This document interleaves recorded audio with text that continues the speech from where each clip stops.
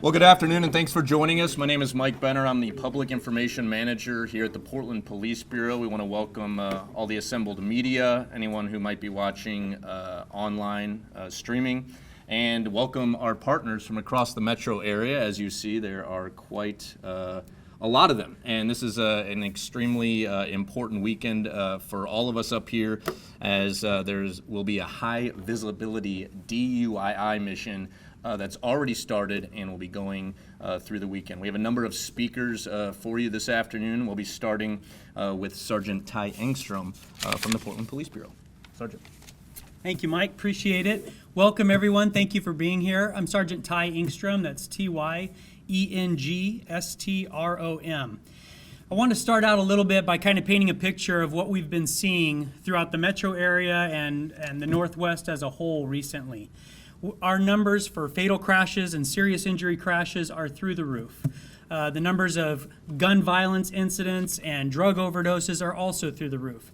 And we're constantly working together with other agencies and within our different divisions to try and figure out what we can do to improve upon these situations, make Portland and the greater metro area a safer place to visit, live, work, commute through, and so forth. So, right now, just in Portland city limits only, we are up to 15 fatal traffic crashes, with a couple of those individuals still barely holding on to life. And to compare that to the last couple of years, last year at this time we were at 10. And you may remember that the last couple of years have been record-setting numbers for us, that you have to go back quite a few decades to get higher numbers. Same goes for pedestrian fatalities, where in order to get higher numbers than what we've seen recently, you have to go back to the 1930s to see higher numbers of pedestrian fatalities. So that really gets a lot of attention, and we got to figure out what we can do to make these streets more safe. All these folks that you see here with me today represent metro area agencies or statewide and county agencies who have a passion for community safety and traffic safety as a whole. And we've come together to work out some different ideas of what we can do to improve the situation. A little bit of additional history. OSP saw a need within the last couple of years to have perhaps a traveling team that can go help out some of the other areas of the state that could use additional resources. And so Lieutenant Logan Denny is currently overseeing that team, and they travel around focusing on high visibility traffic enforcement, looking for dangerous driving behaviors, and also focusing on DUI investigation. And so I had heard about that, and I reached out to OSP, and last November we put together a mission where Lieutenant Denny brought his team into town for their whole work week, together with the Portland metro area OSP team and a few other agencies, and we had a DUI and traffic safety mission in November. It was very successful, and we started reaching out to other agencies, and a lot of agencies within the metro area got really excited about it, and we started meeting monthly, and now we're having monthly missions around traffic safety, where we can lend some of our resources to each other and go into different jurisdictions where appropriate and work on dangerous driving behaviors, intoxicated, impaired driving behaviors, and work to curb that number of serious injury and fatal crashes.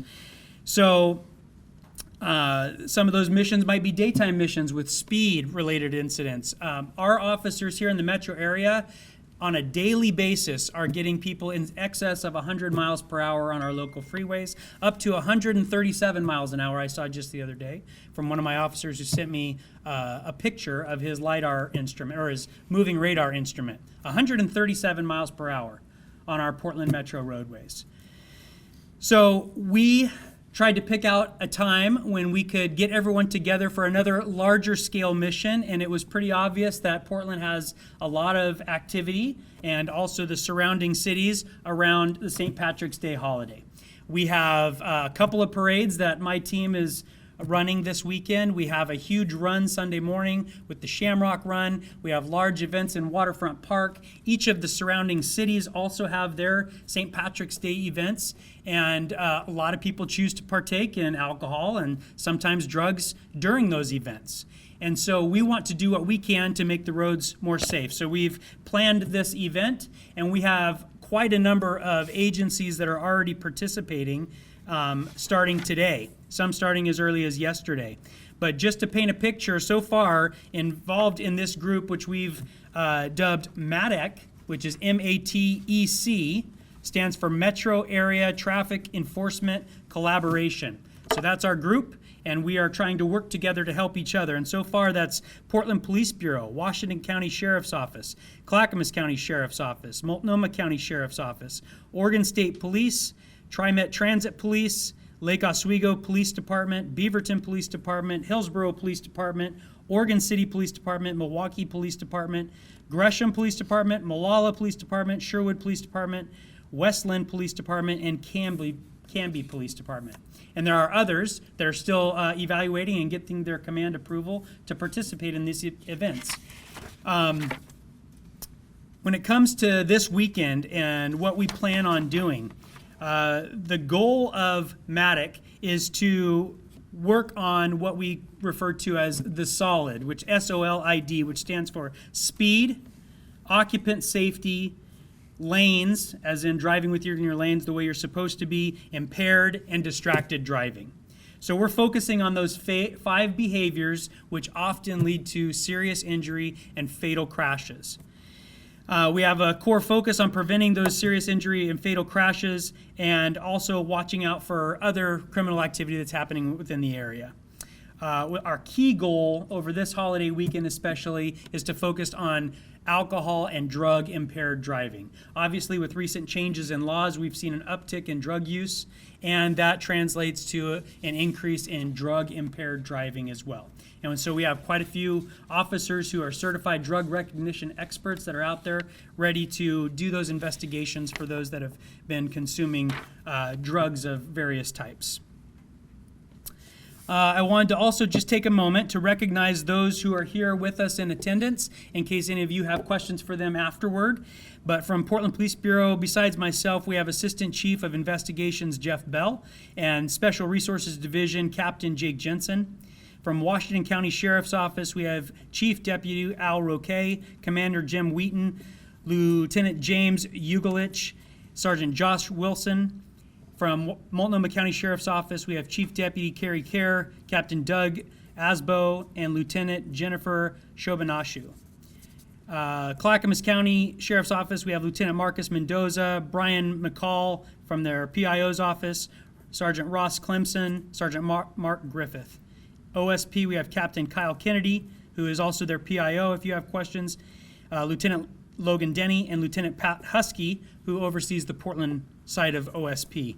And from Lake Oswego, we have Chief George Burke and Captain Clayton Simon here as well. I mentioned several events that are taking place this weekend. A lot of people are going to be around the metro area.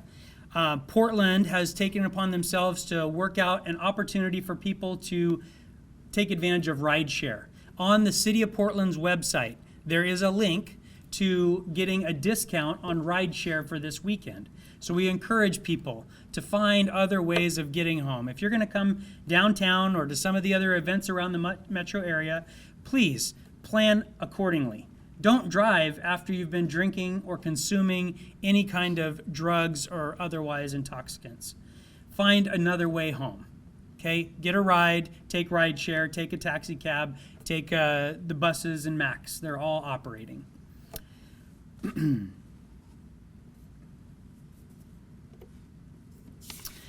We're also going to be keeping track over the course of the weekend of the things that our officers, deputies, and troopers are doing, the number of DUI arrests and traffic citations and so forth. Your agencies can reach out to our public information offices after the weekend, and we will be able to put out updated information on those statistics. At this time, I'm going to turn the time over to a couple individuals who would like to address the group. We'll start with Chief Deputy Al Roque from Washington County Sheriff's Office, followed by Assistant Chief of Investigations Jeff Bell from PPB, and then PBOT PIO Dylan Rivera. And we'll go to that point. Thank you, Ty. Good afternoon, everybody. This weekend will provide us an opportunity to work collaboratively across the entire Tri-County area to stop motorists who pose the highest danger to others by focusing on those 5 fatal driving behaviors that Ty referred to a moment ago. Our deputies are consistently stopping, like Ty was referencing, drivers who are doing 90, 100 plus miles an hour, even in Washington County.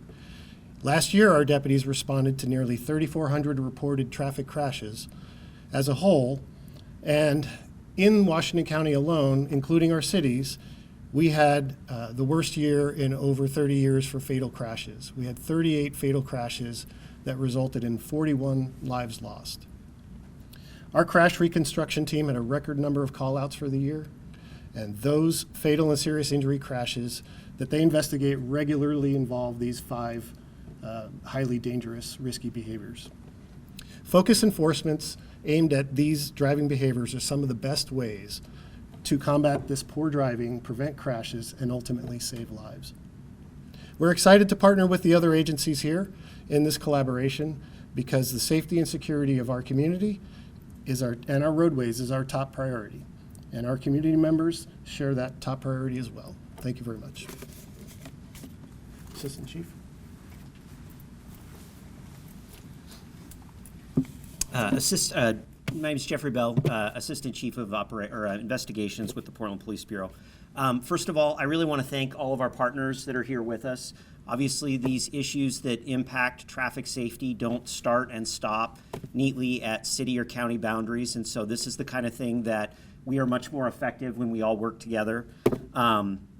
I do want to say that looking at the weather reports, it is an uncharacteristically lovely weekend it looks like we're going to have here.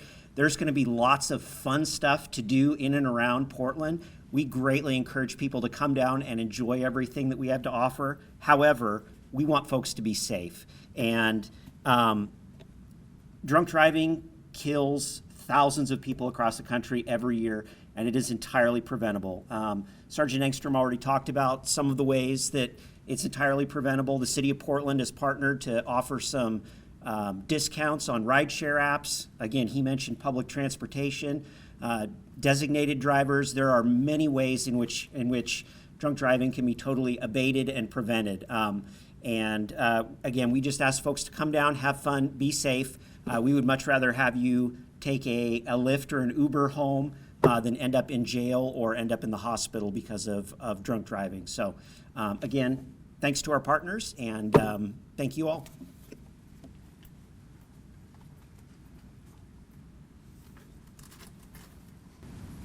Hi, I'm Dylan Rivera, Public Information Officer for the Portland Bureau of Transportation. PBOT wants everyone to get a safe ride home this holiday weekend.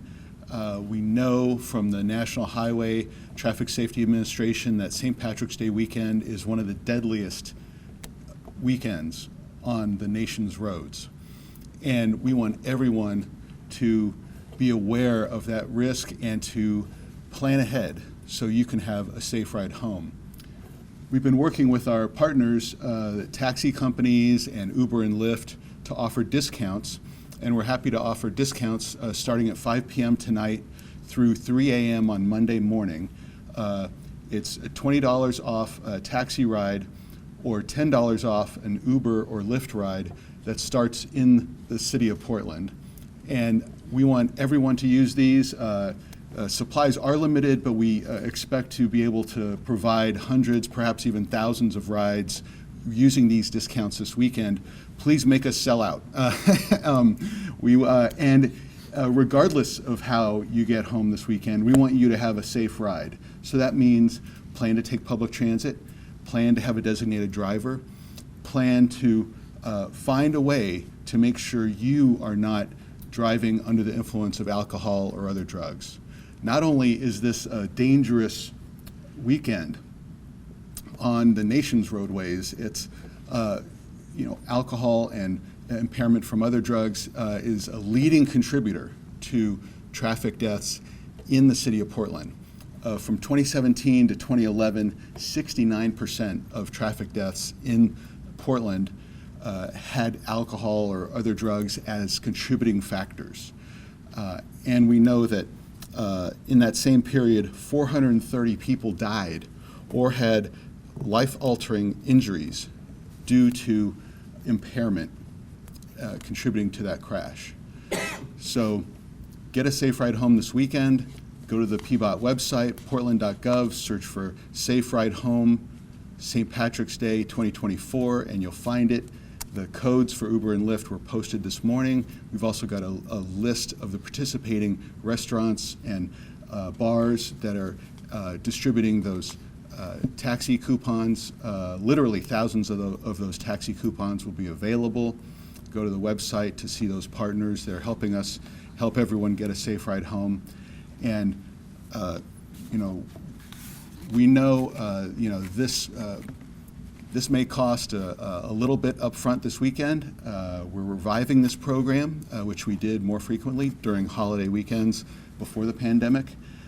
But we know that if we spend a little money this weekend and encourage everyone to get a safe ride home this weekend, if we're able to save one life, the return on investment will be priceless. Thank you. Thank you, Chiefs and Dylan, for taking that time. We'll go ahead and turn it over to any of you who may have individual questions or questions for the group as a whole. Do you have any other plans in regards to safety downtown with all the festivals and whatnot and everything that's going on in light of, say, other safety besides DUIs? Like, in regards to like the guy that got hit with the stick, other kind of assaults and things that can happen when people go a little too far with celebrating and whatnot? Sure. I know for a fact that our traffic division within the city of Portland is going to be focusing a lot of time downtown because that's where the majority of the activities are taking place. And so there will be a large presence down there. In addition to that, I just heard on the police radio earlier this morning, Central Precinct Commander was out walking around on foot in Central Precinct in Waterfront Park. So there will be quite a few people out there, and Central Precinct will do their best to make sure they've got enough people as well. So sorry if you already said this, but you're going to increase people on the officers on the roads, but also on walking patrols as well? Do you know anything specific about downtown walking beats? I don't know anything specific. I think Ty was just speaking to what the commander was doing. This is strictly traffic. Yeah, so Central Precinct is very, very good at addressing all these big major events that happen downtown, including having an entertainment detail of officers that's always walking around the bar district and the activity district. So I am 99% sure that they will be out there like they are every weekend. But in addition to that, the commander was out this morning walking through the parks with some other command staff and officers. But as far as the traffic mission goes, we will have quite a few motorcycles and police cars down in that area, keeping an eye on things as well and looking for those impaired drivers. Also, Ty, you also mentioned the Shamrock Run. I mean, there will be a number of Yes. officers on foot during that event. Sure, keeping yeah. everyone safe, and I mean, maybe that will answer. Yeah, so starting Sunday morning at 4 o'clock in the morning, my team will be out there, and I've got 38 people working for me till about 2 o'clock in the afternoon with that event, and then a St. Patrick's Day parade in Northeast Portland after that. So lots of extra police on the roadways every day this weekend. Yeah. Other questions for any of the agencies or command staff? I'll ask you, if this is a successful mission, is this something you could see repeating in the future for other holiday weekends? Absolutely. So Lieutenant Denny, forgive me if I'm wrong, but his team travels all over the state, and they go to, big rodeos and festivals and things like that where the local agency may not have quite enough staffing to support that event, and they'll come in and help them out. And so we've already started the process of doing that same type of thing here in the metro area, every several months or so. And so we've already started talking about something this summer as well. And I said earlier that the group as a whole wants to have a monthly mission. Some of those are smaller. Was it January or February we did Milwaukee? I think in February, Milwaukee put on a mission, and it was during day shift hours, and it was focused on speed and distracted driving. So all the Clackamas County agencies, I think Malala sent people over. There was 8 agencies all sending them over to Milwaukee, and Portland came right down to the Milwaukee border, and we worked on the Portland side, and we all worked together to try and impact that area for, dangerous driving behavior. So we will continue on a monthly basis as best as we can, and we will see a large group like this at least a few times a year, I hope.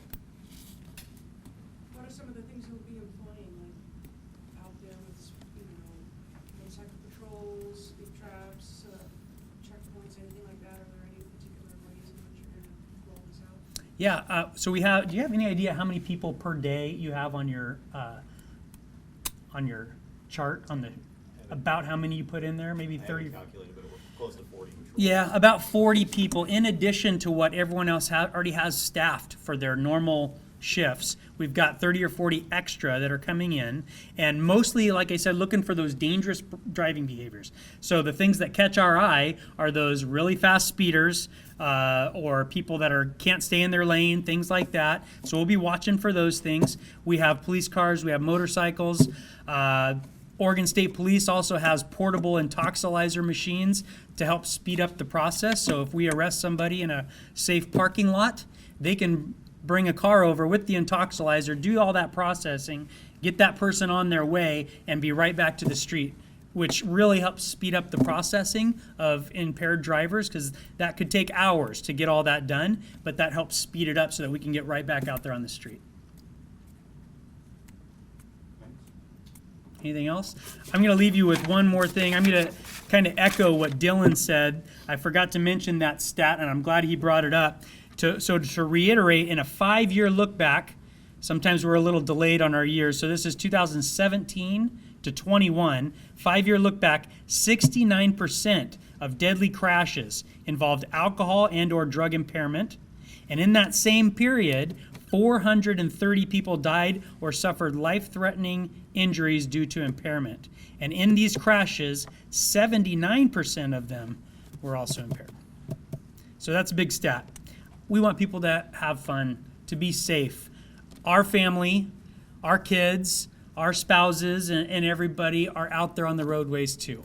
It's not up to just one mode of transportation to be held responsible. It's up to everybody. Just because you've got a designated driver or you're going to take ride share doesn't mean you're 100% safe. If you're out there walking, you need to make sure that you're taking proper precautions, being visible, following the crossing signals, especially in downtown with such thick traffic.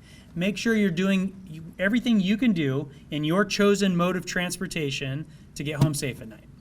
We want you guys all to get home to your families and friends. And with that, we thank you for being here.